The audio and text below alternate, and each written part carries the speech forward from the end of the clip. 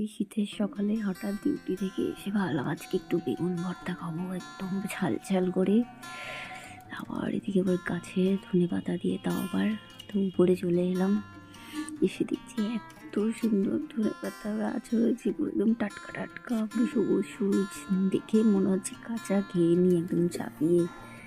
তো মাকে তো বেগুনটা পোড়া পোষাতে বলে এসেছি, সে এখন উপরে দেখছি এত সুন্দর গাছ হয়েছে। তো আমার দিদি গাছগুলো লাগিয়েছে, আমার দিদির তো আর খাওয়া হলো না, সবার আগে আমি একটুখানি আগে খেয়ে নিই, দেখি কেমন। আশা করছি ভালোই হবে, একদম চারা গাছগুলো বেশ ভালোই লাগছে। তো কোনো জিনিসই সবার আগেই খাওয়া হয় না, সবার আগে আমিই খাই। কোনো জামা কাপড় আনলে সেটা সবার আগে আমিই পরি, তারপরে এক্ষেত্রেও সেম তাই, আগেই আমি খাচ্ছি। তুই একটা নিয়ে নেবো, কারণ কম হলে ভালো লাগবে না, খাবো যখন একটু ভালোভাবেই খাবো। তারপরে এগুলোকে একটু এক করে বেছে নিই, গোড়াগুলোকে ফেলে দেবো, পরিষ্কার ভালোভাবে ধুয়ে নিয়েছি, কিন্তু তখন এগুলো কাটতে পারছি না, চাকুটা দিয়ে হাত কেটে যাচ্ছে।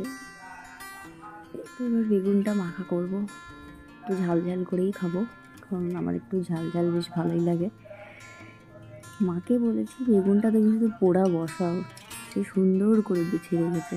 আর মা জানে আমি বাঁচতে গেলে পুরো বেগুনটাই ফেলে দেবো, তাই মা নিজেই বেছে রেখেছে, আর জিনিস নষ্ট করেনি। শীতের দিনে যদি গরম ভাতে বেগুন পোড়া, আর রাত্রেবেলা যদি গরম রুটি আছে সাথে গরম গরম বেগুন পোড়া হয়, তাহলে তো কোনো কথাই নেই, পুরো শীতটাই একদম জমা যায়। আমার খুব ভালো লাগে, তবে প্রতিদিন ভালো লাগে না, মাঝে সাঝে যদি হয় তাহলে তো খুবই ভালো হয় ব্যাপারটা। তবে গরমের থেকে শীতকালে বেশি খেতে একটু ভালো লাগে।